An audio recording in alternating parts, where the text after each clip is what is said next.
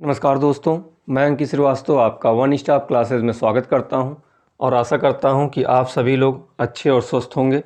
आज हम एक महत्वपूर्ण टॉपिक पढ़ने जा रहे हैं। इसका नाम है गियासुद्दीन तुगलक। दिल्ली सल्तनत में तुगलक वंश में गियासुद्दीन तुगलक के बारे में हम पढ़ेंगे। जिस पेपर में हिस्ट्री से क्वेश्चन आते हैं उन सब के लिए ये टॉपिक बहुत ही इम्पॉर्टेंट है। इसको ध्यान से देखिएगा, एक एक फैक्ट इसमें दिया गया है। चलिए शुरू करते हैं। दिल्ली सल्तनत तुगलक वंश 1320 से 1414 तक इसका समय काल है। सबसे लंबा कार्यकाल इस वंश का माना जाता है। संस्थापक गियासुद्दीन तुगलक 1320 से 1325 ईस्वी तक इसका शासनकाल है। इसका वास्तविक नाम गाजी मलिक, जो अलाउद्दीन के समय दीपालपुर का सूबेदार था। अलाउद्दीन के समय दीपालपुर का सूबेदार रहता है ये। इसके अन्य नाम है गाजी बेग तुगलक, गाजी तुगलक। कभी ये बलबन का दास हुआ करता था और उसके बाद अलाउद्दीन का सेनापति बनता है। मतलब एक छोटे से पद से लेकर सुल्तान बनने तक का सफ़र इसका है। पिता करोना तुर्क और माता हिंदू जाट, यानी पिता जिस वंश से थे वो करोना तुर्क और माता हिंदू जाट थी। 29 बार मंगोल आक्रमण हुए हैं इसके समय में। जब ये अलाउद्दीन का सेनापति था तो इसीलिए इसको सीमा रक्षक बनाया गया था और ये इसने 29 बार मंगोल आक्रमणों को विफल किया है।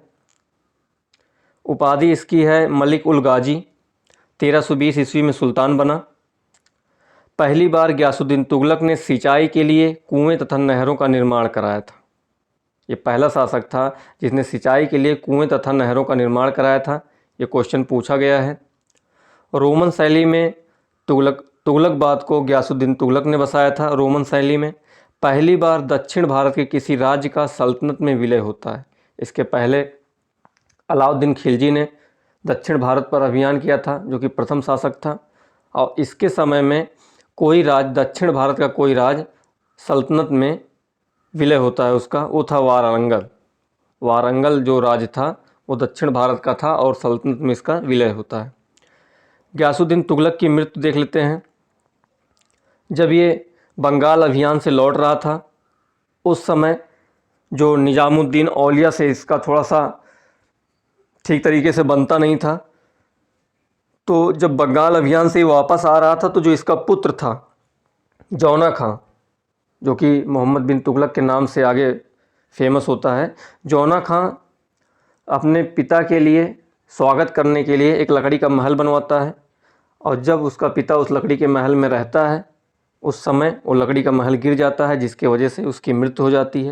ये जो लकड़ी का महल था वो दिल्ली के समीप अफ़गानपुर में, यानी बंगाल अभियान से आ रहा था और निजामुद्दीन औलिया को इसने कहा था, इससे कुछ बातें हुई थी निजामुद्दीन औलिया से।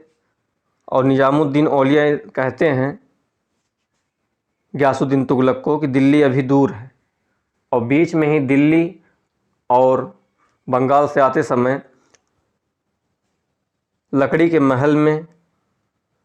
महल के गिर जाने से इससे दबकर इसकी मृत्यु हो जाती है।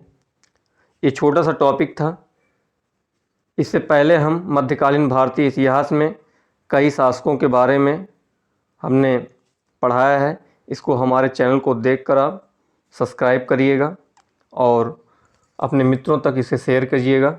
नेक्स्ट टॉपिक में हम बात करेंगे मोहम्मद बिन तुगलक के बारे में।